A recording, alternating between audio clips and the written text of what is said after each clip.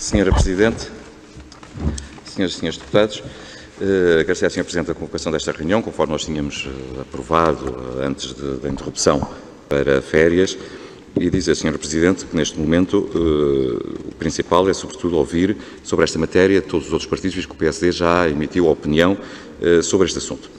Recordo o seguinte, depois da lei aprovada, a Lei 15 de 2019, sobre os grandes devedores, o Banco de Portugal enviou o relatório ao Parlamento, à Assembleia da República, e está na posse da Comissão de Orçamento, Finanças e Administração Pública.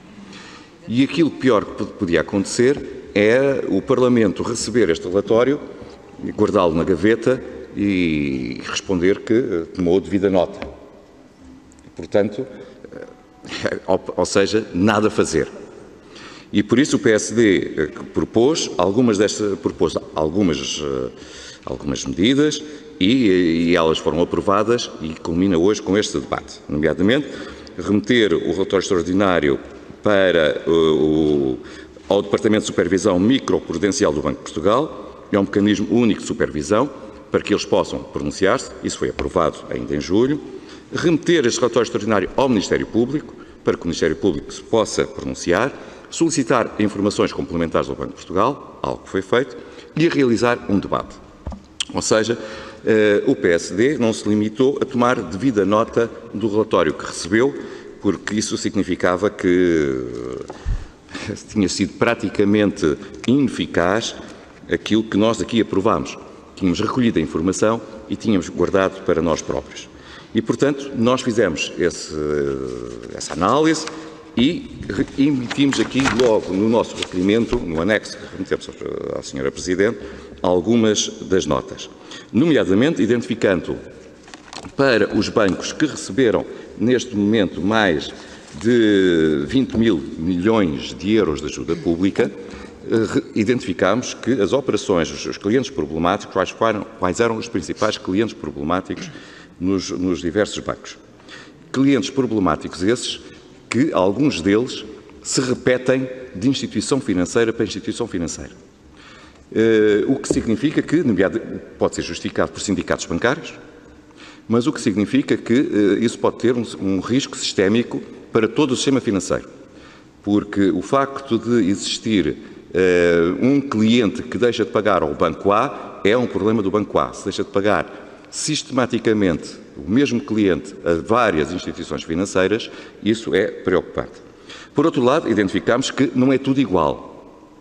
Não é tudo igual porque há instituições financeiras onde essa exposição e a existência de clientes problemáticos, nomeadamente, tendo em conta a dimensão do ativo do banco, são substancialmente superiores. Nomeadamente o BES, o Novo Banco, para dar o exemplo, ou o próprio BCP e a Caixa Geral de Depósitos são os bancos líderes nesta matéria.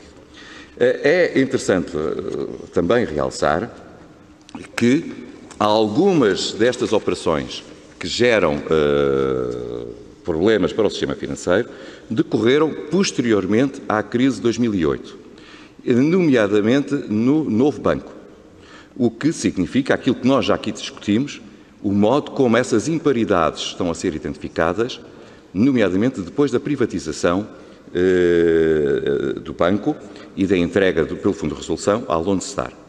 Porque é a partir dessa altura que muitas dessas imparidades são identificadas e contabilizadas. E, finalmente, Senhora Presidente, identificamos também uma insuficiência de medidas de execução, de garantias ou de ações de recuperação. Porventura pode ser insuficiência da informação que nos foi remetida, porque aparece repetidamente que foram tomadas diligências e depois não se sabe qual é a eficácia dessas diligências e se essas diligências foram consequentes, não foram consequentes, nós não temos essa informação. O que sabemos é que não resultaram, porque as imparidades aparecem sistematicamente. E, finalmente, a insuficiente constituição de garantias no sistema por parte destas instituições. Portanto, Senhora Presidente, de uma forma muito resumida, o sistema financeiro português e a informação que o Parlamento recebeu identifica comportamentos que merecem uma atenção redobrada.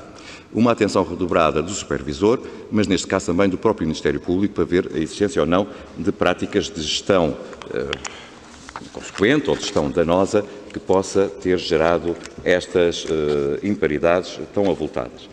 E, finalmente, identificamos também uma coincidência nos administradores dessas operações.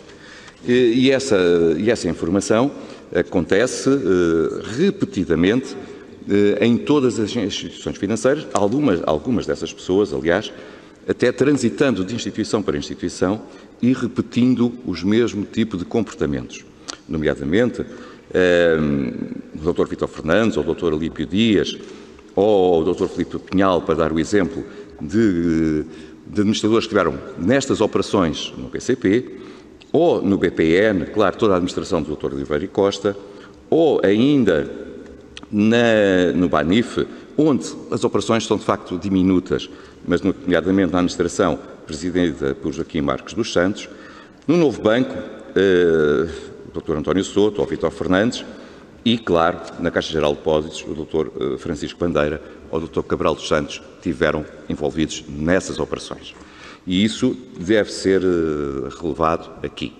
Agora, Sra. Presidente, resta uma última nota, que é saber se os outros partidos, se os outros grupos parlamentares também analisaram a informação que receberam, ou se limitaram a recebê-la e a guardá-la. Portanto, essa reflexão foi feita. Se partilhamos ou não estas conclusões e estas preocupações, nós temos sempre a consciência que não somos detentores da verdade absoluta e, nesse sentido, o debate deve ocorrer. E, finalmente, Sra. Presidente, aquilo que era o último ponto do nosso requerimento, que é aquilo que vamos tornar público, e aquilo que pode ser tornado público tem que ser consequente ainda nesta legislatura, porque, repito e volto ao ponto inicial, o Parlamento não pode ter tomado só devida nota do relatório que recebeu, e o princípio da transparência na administração pública também aqui está em vigor, salvaguardando os segredos e bem que a Sra. Presidente, no seu memorando, nos explicitou. Muito obrigado.